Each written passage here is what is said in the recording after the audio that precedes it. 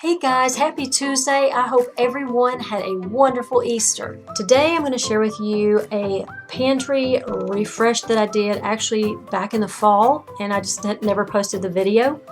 And I want to give you some ideas of some simple ways that you can use to organize your pantry. We all have different ways of organizing, different strokes for different folks.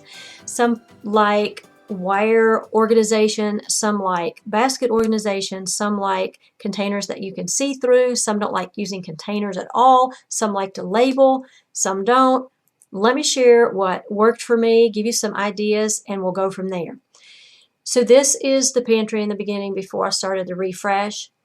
I first want to tell you that although I love the wire door rack on my pantry door, and I think everybody needs to have one, I am not a fan of wire shelving in a closet, in a pantry, in a refrigerator. I just don't like it. Things fall through the cracks, and I just don't think it looks as nice as painted wood shelving would look, but this is what I have, so I'm going to work with what I have. As you can see at the top of the pantry, you see the two baskets. That's where I keep the waffle makers, the quesadilla maker, the lunch tote, other large, maybe heavier, bulky items that I don't access frequently. That goes near the top. The very top shelf that you can't see anything on it is full of my flat serving trays. That's the best place for that because that's usually seasonal when I use those. So below the shelf with the baskets, which would be the third shelf down, are my canned goods. I started out using those wire can organizers. I had such high hopes. They did not work for me. I passed them on to another family member to try. Every time I pull a can out, the can that's supposed to fall immediately in place behind it would get stuck. It would turn sideways. So I have different size cans, so that did not work for me. So what I have done, I have a piece of wood on that shelf so the cans can sit upright and they don't fall over on one another, and you'll see that in the next clip. So as you can see from there down, it needs help.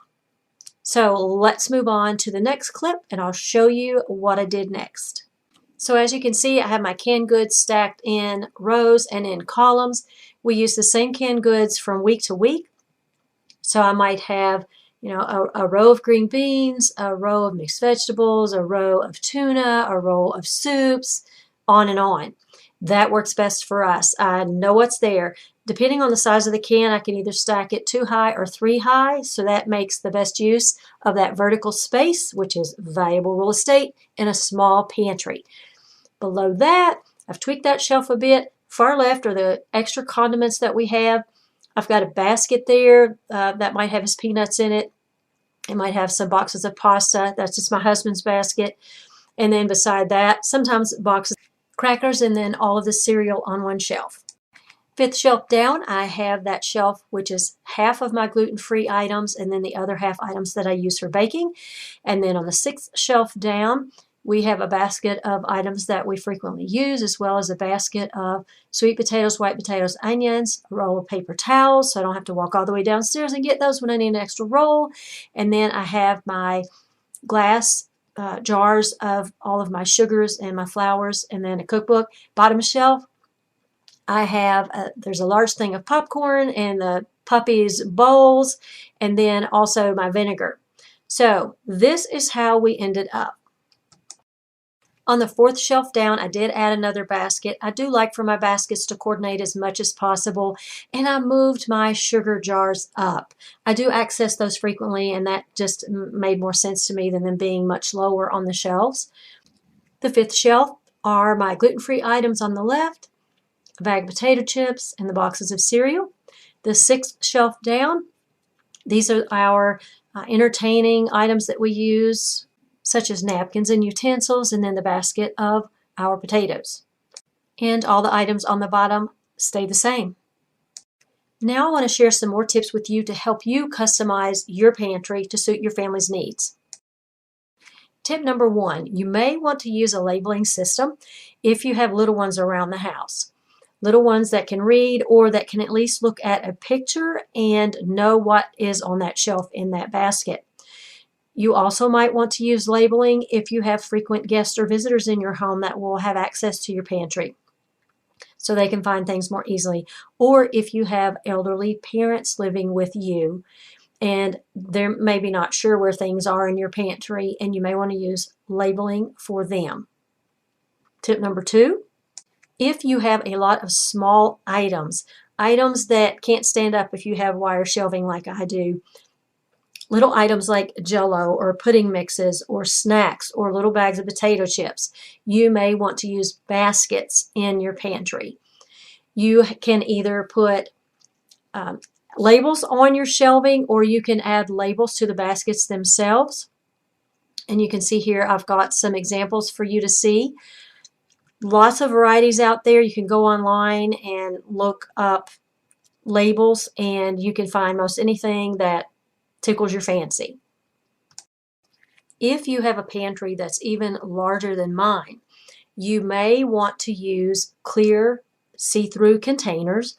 If you have pretty jars, or you have pretty bottles, or you have like items that are taller that you want to see what they look like, then you may want to put those in the larger see-through containers.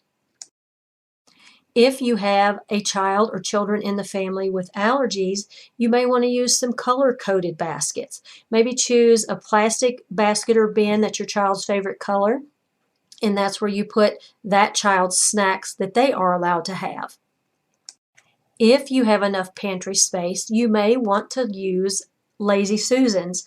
They are wonderful. They are space savers. You can twirl them around and you can see everything that's on that Lazy Susan without having to pull out a basket and push the basket back into the pantry.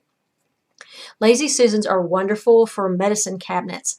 They're wonderful to put spices on, condiments on. Pretty much has to be a jar or a jar-like container. It doesn't work very well to put a box on a round Lazy Susan.